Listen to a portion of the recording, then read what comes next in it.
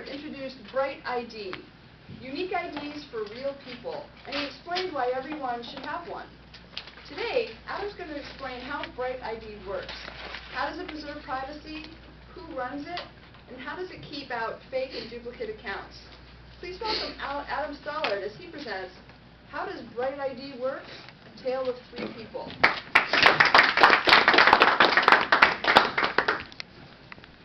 Like Hope said, my last presentation, I introduced Bright IDs, which are different than most IDs that you're used to.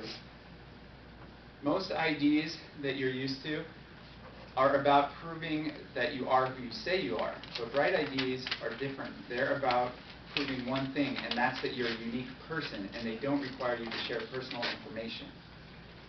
In my last speech, I talked about why Bright IDs are important, why everyone should have one. In this speech, I'm going to focus on how they work. To help me tell this story, I'm going to list three people, three characters. The first is Anonymous. Anonymous cares a lot about privacy. She knows about security breaches. She knows about the risks involved with sharing personal information with companies online, and so she tries to keep that to a minimum. The second person in our story is the operator, and she is the one who believes in Bright ID's mission, and she's behind the scenes making it all work. The third person is the cloner. The cloner is our bad character. He's the one we don't like. What he's trying to do is make as many copies of himself as he can. And the reason why he wants to do this is he wants to be able to collect more than his fair share of rewards. He wants to be able to skew the results of voting sites, rating and review sites. He wants to spread fake news by creating duplicates of himself and making his stories look more important than they really are. There's one more entity in this story. This isn't a real person, but this is a wonderful fictitious company called M-Corp, which has a lot of great applications that they want to present to us. They have a universal basic income that they offer. They have lots of voting sites, rating and review sites, online social networks. They know that to make a better product, they need to limit the number of duplicate accounts that they have. They're actually okay with people using their applications anonymously as long as they can be assured that those people are real people. So let's begin our story with Anonymous. Anonymous is actually a real person like you or I. To her friends and family, Anonymous is Sherry Jones. Sherry wants to start using Bright ID. So the first step is she's going to download the Bright ID app. And start the onboarding process. The first step in the onboarding process is to start making connections with other real people. So she's going to go to someone and connect. She hits her connect button. They hit they tap something similar on their phone, and they're connected as long as they're in close physical proximity. Then she begins to form this list. Further on, the next step in the onboarding process is she needs to join a group. The way she does that, when she's made enough connections with members of the group, she immediately becomes eligible to join that group, and she can do so. Or if she's an early adopter, one of the first users in her friends and family, she can create a group with 2 other friends or family members. Once she's done that, she receives what's known as, once she's in a group and that group gets up to 12 members, it goes from being a provisional group to a real group, and she receives a trust score. We'll go more into detail on what a trust score is later, but that is important to the M Corporation's apps. That's what allows them to let her into the system, is when she has a trust score. So behind the scenes, this is supposed to be unintelligible to you.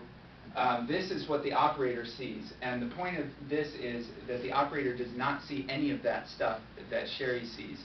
She does not know who any of these people are, but she's doing operations that mirror what Sherry's doing. Every time Sherry makes a connection, she makes a connection. She's adding people to groups, but she's doing this in a way that she doesn't know who any of the people are that she's working with.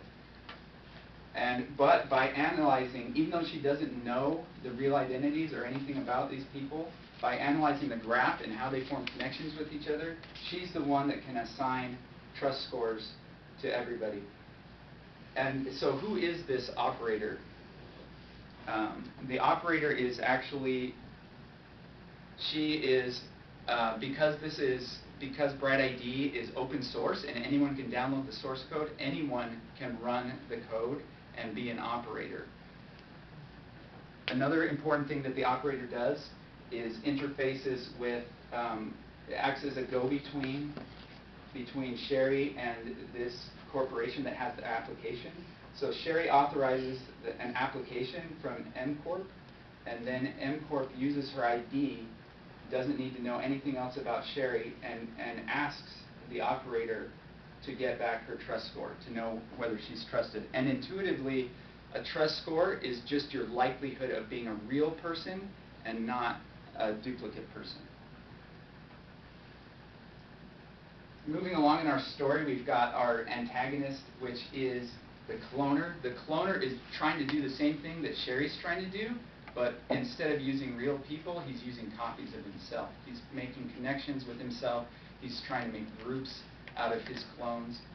But he's at a big disadvantage to someone like Sherry, because he is not able to make connections with real people. He's only able to make connections with either people that are in on what he's doing or that are also clones. And the way that trust scores are assigned is it looks at the strength of your group's connections with other groups' connections that are known, good, honest groups. And honest people like you and I are not going to be making a connection with a clone.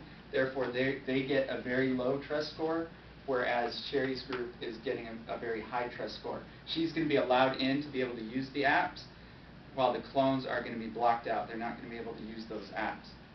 So we reached the end of our story. It has a happy ending. Sherry's able to preserve her privacy. She's able to stay as anonymous. The operator is able to achieve her goal of making Bright ID a reality. She's able to collect money for her services by working with M Corp. And the cloner is blocked out. He doesn't get to use any of the apps. The apps remain free of clones and duplicate accounts, and the world is a better, safer place for everyone thanks to Bright ID. And thank you for listening.